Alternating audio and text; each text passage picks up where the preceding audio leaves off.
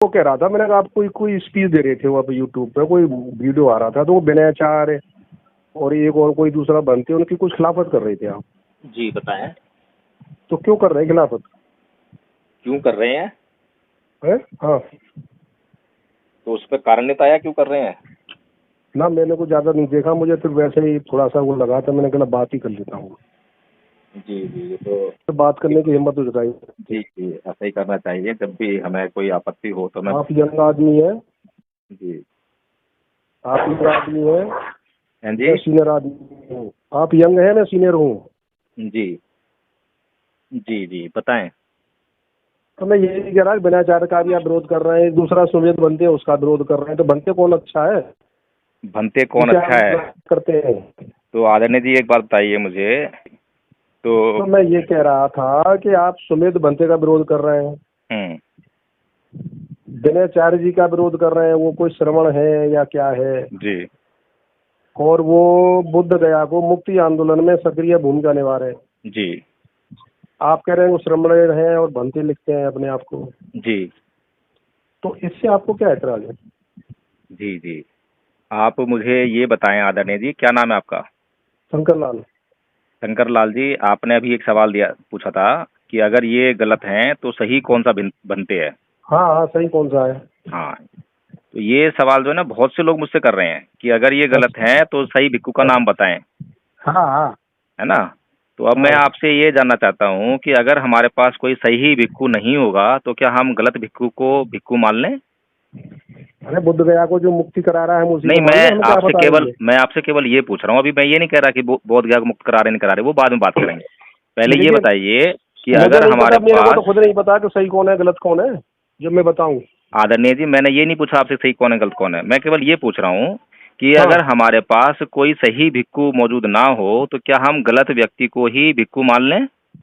भाई प्रकाश जी, हमें तो यही सबसे बड़ी बात नहीं कि सही कौन है गलत कौन है, जब पता दो आदमियों को दो लकीर खींचेंगे छोटी बड़ी, आदरणीय तभी जी, तो पता मैंने अभी लगेगा। आपको ये बोला है कि अभी ये विषय ये नहीं ले रहे हम कि सही हाँ, कौन है गलत कौन है, इसका निर्णय बाद में तभी करेंगे। तो मैं कह रहा हूँ, जब भी तो मैं ये कहूँ कि मेरे सही सामने ये खड़ा है और एक गलत सामने ये खड़ा है, तो मैं पहचानूंगा तो जब ना। आदरणीय शंकर लाल जी, मैं केवल इतना पूछ रहा हूँ कि अगर हाँ हमारे पास सही भिक्खू ना हो तो क्या हम गलत व्यक्ति को भिक्खू मान लें? क्या ये ठीक रहेगा? ये पूछ रहा हूँ मैं। भाई, गलत कैसे है, गलत कैसे है वो, मेरे को तो गलत वो लग नहीं गलत रहा है। कैसे है वो तो बाद में देखेंगे ना, अभी तो मैंने किसी का नाम नहीं लिया। अरे ये तो आपकी एक थ्योरेटिकल बात हो गई कि आप थ्योरी में कि ये करें और वो करें, ये कोई मैथमेटिक्स का फॉर्मूला है नहीं। आदरणीय बुद्ध शंकर गया लाल बहुत जी, पुरानी व्यवस्था है, अगर उसमें आदरणीय कोई एजिटेशन कर रहा है आदरणीय और शंकर लाल एजिटेशन जी, करा के हलचल मचा दी। हाँ आदरणीय शंकर लाल जी, जी। आप ये बताइए कि हमारे महापुरुषों का आंदोलन क्या है? क्या बाबा साहेब से बड़ा जानकार कोई व्यक्ति है भारत के नहीं, अंदर? कोई नहीं है, कोई कोई नहीं नहीं है। है। तो क्या उनके सामने जब ये 1949 का एक्ट पास हो रहा था तो हाँ, क्या उनसे बड़ा कोई व्यक्ति था आंदोलन करने के लिए? कोई नहीं था। तो उन आपने कहीं पढ़ा है, लिखा है, कहीं सुना है कि उन्होंने कोई आंदोलन किया हो, ऐसा मूवमेंट चलाया हो? नहीं। अच्छा, तो यानी कि हम लोग जो हैं, लगता हाँ है कि हम बाबा साहब से ज़्यादा अक्लमंद हैं। उन्होंने मूवमेंट क्यों नहीं हाँ, चलाया, जरा बताइए आप मुझे। उन्होंने यूं नहीं 1949। चलाया, हाँ हाँ उन्होंने यूं बताइए। नहीं चलाया हम्म। कि बड़े मकसद को प्राप्त करने के लिए छोटे काम छोड़ने पड़ते हैं। अच्छा अच्छा, तो कौन सा बड़ा मकसद था वो? मकसद यही था कि संविधान बनाना है और अच्छा, बहुत सी लड़ाइयाँ हैं, अधिकार लेने हैं, चलो, अधिकार देने हैं। जब संविधान बन गया था 1950 में तब तो आंदोलन तो कर बहुत, सकते थे वो। अरे बहुत सारी चीज थी प्रकाश जी, कोई ऐसी बात नहीं थी। आप अभी नहीं, 30 साल आप के नौने केवल हैं, उन्हीं बातों की बात करें जो आपको आप पता अभी हो। 30-35 साल के हैं और ये 70-75 साल बात हो गई मैं भी तो वही कह रहा हूँ है आपको ना। जो है, और अगर आपने ये मेरी किताब पढ़ बात, ली, अगर आपने लिखी लिखाई किताब पढ़ ली, एजुटेशन करते हैं तो पता लगता है। अगर मेरी बात एजुटेशन आपको, अलग चीज है, किताब पढ़ना अलग चीज है। आप जब मेरी बात सुनेंगे ना, जब आप सोच पाएंगे कि मैं मैं सही कह सुन रहा रहा हूँ हूँ गलत कह आपकी रहा हूँ। बातें, आपकी बात सुन रहा हूँ। मैं ये कह रहा हूँ कि एक आदमी, अभी तक जितनी मेरी एक आपसे मेरी बात बात हुई है ना, सुने, 2 मिनट सुने मेरी बात। सुनाइए। एक आदमी चारपाई पे भजन कर रहा था और एक आदमी कर ही नहीं रहा हम्म भजन। हम्म तो तीसरा आप जैसा मेरे जैसा कह रहा है यार बड़ा अजीब आदमी है, चारपाई पे भजन कर रहा है बैठ के। हम्म तो तीसरा आदमी और आया हम्म आप जैसा, हम्म वो विद्वान आदमी, तो कह रहा तू कहाँ करता है हम्म कि मैं तो कहीं नहीं करता। हम्म तो तेरे से तो अच्छा है कि चारपाई पे कर तो रहा है, हम्म तू तो कैसे रोड पे कर रहा है, ना खड़ा होकर कर रहा है, ना बैठे कर रहा, कुछ भी नहीं कर रहा। हम्म तो भाई विनय प्रकाश जी, चाहे वो अच्छा हो या न हो, क्वालिफाइड हो या न हो, उसने एजिटेशन मचा दिया, हल्ला मचा दिया, तहलका मचा दिया। अच्छा, वो तो ठीक है। आदरणीय जी चलिए मैं अब आपके ऐसे एग्रीडेशन पे आता हूँ, हाँ बताओ। ठीक है ना। हाँ अब इस एगिटेशन का आप क्या समझते हैं कि क्या लाभ होने वाला है बहुजन समाज को? भाई, एक्ट को खत्म कर दो, ये लाभ होना चाहिए। चलिए मैं मान लेता हूँ कि सरकार ने कल ये निर्णय ले लिया कि सरकार जो है अभी इस एक्ट को खत्म कर रही है, तब आप क्या करेंगे? व्यवस्था अपने हाथ में लो। किसके हाथ में आएगी व्यवस्था? बुद्ध व्यवस्था में। किसके हाथ में आएगी व्यवस्था बताइए ना मुझे। बुद्धिस्ट के में। अच्छा, आपको मालूम है बुद्धिस्ट कौन है और नॉन बुद्धिस्ट कौन है? ये तो अब मेरे कोई डिसाइड थोड़ी करना है, मैं तो बुद्धिस्ट हूँ नहीं। भाई साहब आपने कहा है कि ये आंदोलन होना चाहिए, विनयचार्य जी आंदोलन कर रहे हैं, तो आपको बताना पड़ेगा कि इस हाँ, व्यवस्था को कल को कौन हाथ में लेगा। मैंने तो पूछा सवाल ये। मैं मैंने ये कह रहा हूँ विनयचार्य उन्होंने से एक सुनिए काउंसिल पहले अब बनाई मेरी है। बात, अब आपने बहुत बोल लिया, थोड़ी मेरी बात सुनिए। सुनाओ। आपको क्योंकि अब तक जो है जितना भी आपने मेरे से बात की है उसमें खाली मेरे को बताने का काम किया है, सुनने का काम बिल्कुल नहीं करा आपने। हाँ सुनाओ सुनाओ, मैं और सुन लेता हूँ। आपने मुझे बिल्कुल ही एक तरह से मूर्ख समझ रखा है कि ना मैं ना मैं समझना, मूर्ख मुझे पता हूँ, है, वकील है। 30-35 साल का लौंडा हूँ जो कि कुछ जानता नहीं हूँ, 2 किताबें पढ़ ली हैं, बस इतने जान रहे हैं आप, ठीक है ना। मैं लेकिन यही बातों मानता की हूँ कि आप 30-35 साल के ही हैं। अब मेरी बात सुनिए ध्यान से जो है, बताइए। अब मेरी बात सुनेंगे उसके बाद बोलेंगे। बिल्कुल ठीक है, मैं नहीं बोलूंगा।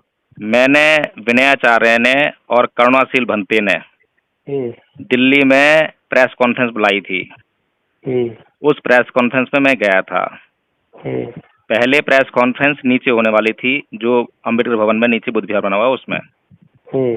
लेकिन वहां पर जो है काफी संख्या में लोग इकट्ठा हो गए, इसलिए निर्णय हुआ कि ऊपर जो दूसरी मंजिल पे हॉल है उसमें प्रेस कॉन्फ्रेंस होगी। हम्म। तो सभी लोग जो है प्रेस वाले सब ऊपर पहुंच गए, मैं भी ऊपर पहुंच गया। हम्म। पौना घंटा हुआ लेकिन कोई भी बौद्ध भिक्खु वहां पर जो है नहीं आया। हम्म। कुछ देर बाद जो है विनयाचार्य कुछ भिक्खुओं के साथ में ऊपर आए और प्रेस कॉन्फ्रेंस की, हम्म। लेकिन भंते करुणाशील राहुल जो कि नीचे मौजूद थे वो प्रेस कॉन्फ्रेंस में नहीं आए। हम्म। ठीक है, पहली बात। दूसरी बात ये, विनयाचार्य से मैंने 4 सवाल पूछे, वो रिकॉर्डेड हैं। हम्म। मैंने उनसे पूछा कि ये बताइए भारत में कौन सा भिक्खु संघ है जो असली भिक्खु और नकली भिक्खु की पहचान का निर्णय कर सकता हो। हम्म। उन्होंने जवाब ना में दिया, कोई नहीं है। हम्म।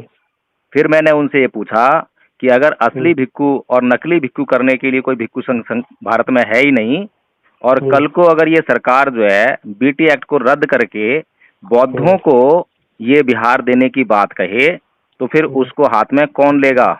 तो उसका जवाब उनके पास नहीं था, मना कर दिया। ठीक है। फिर मैंने उनसे ये कहा, पूछा कि आपके पास भी बौद्ध भिक्षु हैं और आरएसएस के पास भी नकली बौद्ध भिक्षु हैं। अगर कल को इस एक्ट को रद्द करके और उन्होंने कहा भी हम बौद्धों को ही दे रहे हैं और उन्होंने अपने नकली बौद्ध भिक्षु वहां बैठा दिए, तब आप क्या करोगे? कोई आपके पास इसका समाधान है? बिल्कुल तो सही बात है आपकी। उसका जवाब जो है उनके पास नहीं था। तो आदरणीय जी, ये जो बहुत मोटी मोटी बात है जो ना, ये जो आजकल सोशल मीडिया का मामला चल रहा है, इस सोशल मीडिया का इस्तेमाल करके जिसकी जेब में लाखों रुपया है ना, मैं आपको गारंटी दे रहा हूँ 6 महीने में उसको हीरो बना दूंगा मैं। आज जितने भी नेता आपके समाज में घूम रहे हैं ना, ये सारे नेता जो हैं सोशल मीडिया की पैदाइश हैं। सोशल मीडिया में वायरल हो जाते हैं, कोई शायरी करता है तो वायरल हो जाता है, कोई डायलॉग मारता है तो वायरल हो जाता है, कोई जोर चिल्ला चिल्ला के मरने मारने बात करता है तो वायरल हो जाता है। लेकिन समाज के लिए सही क्या है वो किसी को समझ में नहीं आ रहा कि सही क्या है गलत क्या है। और ये समझ में नहीं आता समाज को कि जो उनके जैसी बात करता है, एक होता है नेता, एक होता है समाज सुधारक, दोनों में बड़ा फर्क होता है। जो समाज सुधारक होता है वो मंच पे आता है और वो बात कहता है जो समाज के लिए जरूरी है। वो ये नहीं देखता है कि समाज उनकी उसकी किस बात पे ताली बजाएगा, लेकिन राजनेता हमेशा देखता है कि समाज को कौन सी बात पसंद है। जिसपे ताली पड़ेगी ना, ताली बजेगी, केवल वही बात करेगा, चाहे उससे उनको नुकसान हो रहा हो। सही बात है। जब एक गांव में एक समाज सुधारक जाएगा तो दारू पीने वाले व्यक्ति को देखेगा तो उसे कहेगा कि भाई मेरे दारू पीना छोड़ दे, और वो उसे गाली देगा, क्या चल भाग यहाँ से, ऐसे कहेगा ना। और समाज सुधारक हमेशा उसके दारू सुधारने के लिए बात करेगा, और नेता जाएगा तो क्या करेगा, साथ में एक बोतल भी ले जाएगा और क्या कहेगा, ले पी और मुझे ही वोट दियो, ऐसे करेगा। और ये समाज जो किसके पीछे भागता है, और ये नेता के पीछे भागेगा, एमएलए एमपी के पीछे, जो हमेशा वोट मांगने के लिए उसके जैसी बात करते हैं जो उसको पसंद है।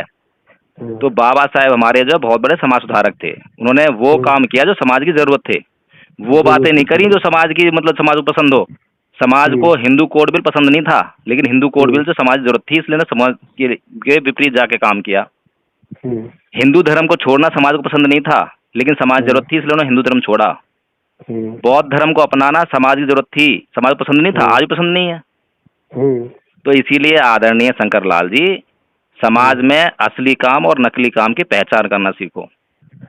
ये जो सोशल मीडिया पे जो वायरल हो जाते हैं ना, विनय चारे वायरल हो गया, सुमित्र तन वायरल हो गया, और इनके जो क्या नाम है चरित्र इतने सारे मोटे मोटे दाग लगे पड़े हैं। लेकिन अभी मैं 10 चैनल बुलाऊं और 10 चैनल को मैं पैसा दे दूं और दिन रात वो 10 प्रोग्राम करूं मैं, और 10 प्रोग्राम जो है बड़े बड़े चैनल जो है नेशनल दस्तक हो गया, जनता लाइव हो गया, बड़े बड़े चैनल आके मेरी रिपोर्टिंग करेंगे, मेरे इंटरव्यू लेंगे, हो गया मैं वायरल। वायरल करने में कौन सी बड़ी बात है? लेकिन सच्चा ईमानदार आदमी उसका तो पैसा है नहीं। मेरे कभी अपने वीडियो देखे हैं वायरल होते हुए? मैं इतने प्रोग्राम कर रहा हूँ, पिछले 20 दिन में 15 प्रोग्राम कर रहा हूँ, रात रात भर जग के काम कर रहा हूँ, मैं जाके गाँव में जब समझा रहा हूँ। मेरे कभी अपने वीडियो देखे कोई? क्यों देखेगा मेरे वीडियो? क्योंकि मेरे वीडियो कौन कवर करेगा? मेरे पास पैसा है नहीं जो मैं इन चैनलों को दूं और फिर मेरे वीडियो लगाएं। और फिर मैं जो बातें कर रहा हूँ उसमें नहीं, मैंने जो बातें कर रहा हूँ उसमें किसी का क्या इंटरेस्ट आएगा? तो इसलिए आदरणीय शंकर लाल जी, ये जो हमें जो दिखाई देता है ना, आपको मैं एक और बताता हूँ। बौद्ध धर्म की बात करना बड़ा आसान है, पंसील का झंडा लगा लिया, बौद्ध हो गए, ये तो आसान काम है। लेकिन बौद्ध धर्म को समझना बड़ा मुश्किल काम है। अब आपके सामने जो दीवार है उसको दीवार मान के 99% लोग दीवार मानते हैं, जीते और मर जाते हैं, उसको दीवार ही कहेंगे। लेकिन उसमें से बहुत कम लोग होते हैं जो कहते हैं नहीं ये दीवार नहीं, ये ईंट है, सीमेंट है, रेता है, इसमें मजदूर भी लगा है, इसमें पैसे भी लगे हैं, है ना। और उसमें से भी बहुत कम लोग ये समझेंगे कि भैया ये जो ईंट लगी है ना, ये ईंट ही नहीं है, ये भट्टा है, ये आग है, पानी है, रेत है, मजदूर है नहीं। और बहुत कम लोग उसमें से ऐसे होंगे जो ये समझेंगे कि ये रेत भी कुछ नहीं है, ईंट भी कुछ नहीं है, ये जो है सब जो है छोटे छोटे कण है। अब बताओ वो सत्य तक कितने लोग पहुंच पाते हैं? तो ये जो है ना आदरणीय शंकर लाल जी, ये मामला बड़ा पेचीदा है। ये मामला है समाज सुधार का और समाज को धोखा देने वालों का। मैं एक सुन लीजिए, आप मुझे रोक रहे हैं, मैं तो वैसे रुका हुआ हूँ। लेकिन मेरी जो है पीड़ा ये है कि जिन लोगों के समर्थन में आप आकर मुझसे लड़ाई कर रहे हैं ना, मैं ना लड़ाई कर रहा हूँ। नहीं, मैं बता रहा हूँ मेरी कोई लड़ाई नहीं है, मेरी कोई लड़ाई नहीं है। नहीं, अभी मैंने जो है मुझे ये समझ में नहीं आया कि मैंने समाज के खिलाफ कौन सा बुरा काम कर दिया। मैंने तो ये कहा है कि अगर ये जो बीटी एक्ट है ना, आपके पास आज बोध गया मैं 15 दिन बैठ के आया हूँ आंदोलन में, और 15 दिन में 2 लेटर मैंने जो है लामा को दिए, आकाश लामा को। तो 2 लेटर दिए। पहला लेटर दिया कि भैया धम्मपद संघ जो है आपके साथ इस आंदोलन में कंधा से कंधा मिलाकर शामिल होना चाहता है प्रत्यक्ष रूप से। उसका कोई जवाब उन्होंने मुझे नहीं दिया, ठीक है। फिर 2-4 दिन बाद मैंने उनको एक लेटर दिया। मैंने कहा भैया ये जो आंदोलन है महाबोधि महाविहार का, ये बहुआयामी आंदोलन है, केवल महाविहार का आंदोलन नहीं है, बल्कि पूरे भारत की सभी बौद्ध विरासतों का और भारत को बौद्धमय करने का आंदोलन है। इसलिए इस आंदोलन को परमानेंट होना चाहिए। सही है। अब बताइए, मैं इतनी दूर की सोच के बात कह रहा हूँ, लेकिन लोगों को इन बातों से कोई इंटरेस्ट नहीं है। उनको चाहिए मीडिया, और मीडिया में हाईलाइट हो ताकि लोग आके उनको बहुत बड़ा मोटा मोटा दान दें, उनका नाम चमक जाए। बस यही चल रहा है मूवमेंट जो है। उस बोध गया आंदोलन में मैं इतने दिन बैठकर आया, 2 लोग बौद्ध वहां मेरे को दिखाई नहीं दिए जो बोध गया से थे। बोध गया से 2 बौद्ध दिखाई दिए मुझे। और हम बचा रहे हैं गया में जाकर महाविहार आंदोलन को मुक्त करा रहे हैं। अगर ये एक्ट खत्म करके सरकार ने और वो नकली बौद्धों के हाथ में दे दिया, तो इसको आप जिंदगी भर भूल जाना कि आप उसको कभी ले पाओगे वापस से। इतना मूर्खतापूर्ण कार्य हो रहा है और आप मुझे ही दोष दे रहे हो। और ये मूर्खतापूर्ण कार्य कौन कर रहा है बताओ मुझे? अब यही लोग कर रहे हैं मूर्खतापूर्ण कार्य। इनको कार्यक्रम चलाना चाहिए बौद्ध बनाने का, गांव गांव जाएं, शहर से जाएं और भगवान बुद्ध की बातें करें। अब ये भगवान बुद्ध की बातें क्या होता है इनको पता ही नहीं है। अभी आपने एक वीडियो देखा होगा, गया में जो है एक आदमी जो है वो जय भीम के नाम पे झगड़ा कर रहा है। झगड़ा कर रहा है, देखा आपने वीडियो? ना देखा। अच्छा, देख लेना। तो एक धम्मभूमि का प्रोडक्ट है कोई, तो वो जो है किसी दुकानदार ने जय भीम बोलने पर आपत्ति जताई होगी। अब उसको आग लग गई, क्या तू जय भीम बोलने से क्यों रोक रहा है? अब दोनों में जो है हाथापाई हो गई। अच्छा। आप बताओ किसको हिंदू कहोगे, किसको बौद्ध कहोगे? भाई जो हिंदू आदमी है उसको तो जो महापुरुष हैं जिनको वो पूजता है वो तो उसको सिखाते ही यही है कि लड़ाई झगड़ा करना। सही है। लेकिन जो अपने आप को बौद्ध कह रहा है, जो जय भीम का कह रहा है, उसको क्या सिखाया उसके महापुरुष ने? उसको तो बुद्ध ने ये सिखाया था कि ना ही वीरेन वीराणी संबंधित अवेरेन से समन्ति है जम्बो सनंतनो, कि वैर से कभी वैर शांत नहीं होता। तो वो वहां पे लाठी उठा रहा है, उसको मारने दौड़ रहा है, तो वो कौन से धर्म का पालन कर रहा है? ये धर्म तो हिंदुओं का है, ये तो मनुवादी धर्म हुआ है। तो जो बौद्ध हैं जब वो मनुवाद को मानेंगे, मनुवाद का आचरण करेंगे, तो धर्म कौन सा फैलेगा? मनुवाद फैलेगा या बौद्ध धर्म फैलेगा? तो इसीलिए आदरणीय शंकरलाल जी, हमें खाली मोटा मोटा सोचकर मोटी मोटी बातों पर जो आचरण नहीं करना चाहिए, बड़ी गंभीरता से सोचने का विषय है धर्म जो है। भाई प्रकाश जी, बात इस बात की है कि यहाँ सत्य निर्णय तक पहुँचने तक आपकी तो पीढ़ी निकल जाएगी। क्या पीढ़ी सही निकल कौन है जाएगी? गलत कौन है, पीढ़ी निकल जाएगी आपकी तो। अच्छा, और अब तक आपकी कितनी पीढ़ी 75 निकल साल गई तो है निकल गई, अभी तक? हजारों साल निकल गई, 75 आदरणीय निकल जी गई, 75 सुनिए में सुनिए, 25 नहीं और नहीं नहीं, निकालो। सुनो मेरी बात सुनो, मेरी बात सुनो ध्यान से, मेरे पास हर बात का जो है जवाब है। हाँ, मैं बिना जवाब के बोलता नहीं हूँ, मैं खाली ऐसे नहीं कि खाली मैं गाल बजाऊं, बाकायदा जमीन पे उतर के काम कर रहा हूँ, और उस काम का रिजल्ट जो है ना बहुत तेज आ रहा है। अच्छा, आपको बता दूं मैं, पहले तो मेरा साल नाम में भी जोड़ लो उसमें अपने, सुन तो लो, मेरा पहले भी नाम जोड़ पहले लो। सुन लो मेरी बात, समझ लो अच्छी तरह से। मैं ऐसे नहीं करता कि बस जुड़ते जाओ। क्या करूं जुड़ के ऐसे? मुझे पहले समझना पड़ेगा, जानना पड़ेगा। अरे, साथ रहूंगा तो समझूंगा ना। अब कोई बात नहीं, जुड़ जाओगे, वो कोई समस्या नहीं है। पहले एक साल में हमने जो है 25 आचार्य बनाए, ठीक है? आचार्य कौन होते हैं वो आपको बता देंगे बाद में। और अगले एक साल में अब तक जो है, अगला एक साल हमारा जो है पिछले दिसंबर पूरा हो गया, और अब तक जो है हमने 170 आचार्य बना चुके हैं। तो काम जो है, काम में तेजी आई ना। हाँ, अब ये जो 170 आचार्य हैं, ये वो कोई मामूली आचार्य नहीं है। आप वीडियो सुनना, आप जो है बक्सर के बिहार जिले में बिलाव गांव में, बक्सर में जो है, और वहां पे 21-22 छोटे छोटे बच्चे जो पहली दूसरी क्लास में पढ़ते हैं, उनको पाली बोलते हो, सुन लो आप जो है। धमपद के जो पद मैंने सुनाए ना, ये सुन लो उनसे। अच्छा, और कई वीडियो पढ़े हैं, और ये जो है ना दुनिया में वीडियो चले गए। स्कॉटलैंड से फोन आया, आदरणीय सोनलाल गिंडा जी हैं, कह रहे जी बहुत हैरान हो गया कि जी मैंने छोटे बच्चों को पाली बोलते हुए सुना, ऐसा तो बड़ा चमत्कार सा हो गया। ये काम करना मुश्किल काम नहीं है, बौद्ध धर्म का प्रचार करना बड़ा आसान है, लेकिन बौद्ध धर्म का तो प्रचार हुआ ही नहीं अब तक। अगर बौद्ध धर्म का प्रचार किया होता तो बौद्ध धर्म फैल रहा होता। लेकिन पता है प्रचार किस बात का हुआ?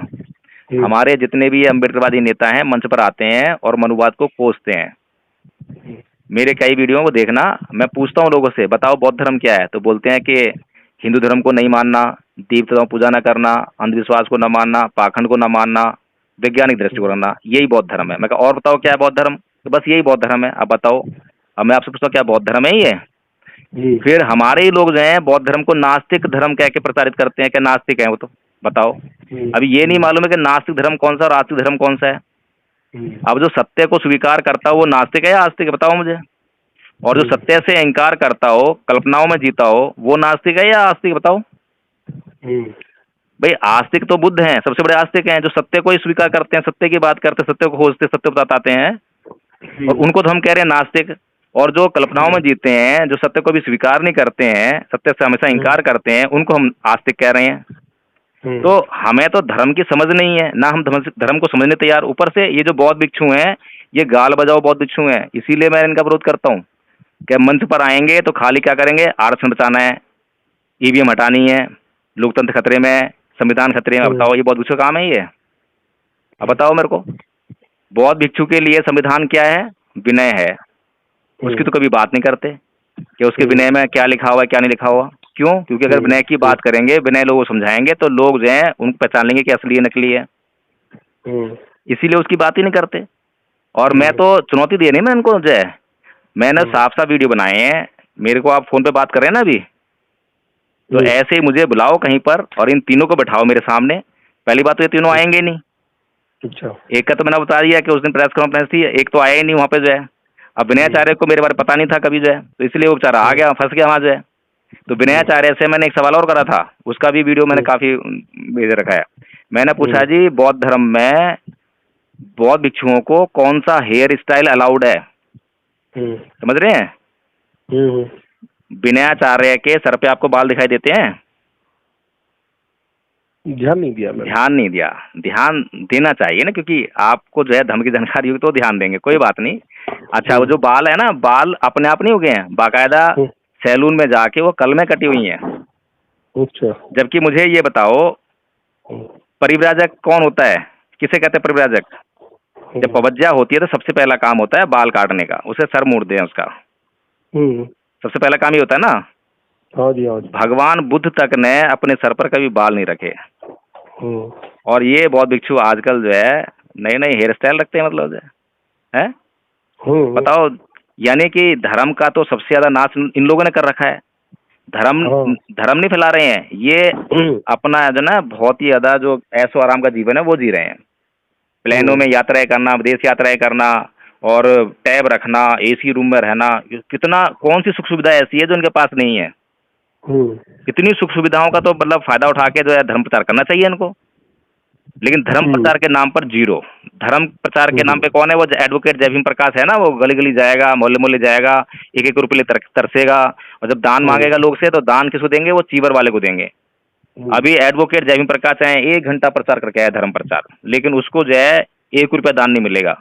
लेकिन कोई चीवरधारी कहीं आ जाए ना, चाहे कुछ ना करे, वो जो है कुछ ना बोले किसी को, लेकिन जहाँ से गुजर जाएगा वहीं पे लोग जो है उसकी थैली में दान डालते रहेंगे। तो यानी कि जो अंधश्रद्धा है ना, वो हिंदू धर्म में नहीं है, वो बौद्ध धर्म में भी है। और बौद्ध धर्म में जो अंधश्रद्धा जो लाई जा रही है वो जानबूझ के लाई जा रही है, ताकि लोग जो है जिस तरह से वहां पे पूजा पाठ करते थे, वहां गुरुजी को मानते हैं, तो ऐसे ही यहाँ भी बस गुरुजी गुरुजी करते रहें, सवाल ना करें। और जो सवाल करेगा वही दुश्मन। तो इसलिए आदरणीय शंकर लाल जी, मैं तो गंभीर होके, धीर होके, मैं नहीं करता इन बातों की परवाह जो है कि कौन आलोचना कर रहा है। आलोचनाएं तो होंगी। आलोचना हो, जब बाबा साहेब ने को नहीं बख्शा इतने बड़े विद्वान को, मैं तो उनके पैर की धूल भी नहीं हूँ, तो मुझे तो ये खा जाएंगे है। मुझे तो ये जो खा जाएंगे। लेकिन फिर भी अगर मैं डर गया तो यानी कि मैं अपने महापुरुषों के मिशन से भटक जाऊंगा। इसीलिए मैं जो है सबसे पहले तो वो बोलता हूँ जो सच है, जो प्रमाणिक है, जिसकी मुझे जानकारी है। मैं बाकी चीजें बोलता ही नहीं हूँ, ठीक है। तो इसीलिए आदरणीय शंकर लाल जी, अब बताएं आप क्या कहना चाहते हैं। मैं तो रिटायर्ड आदमी हूँ।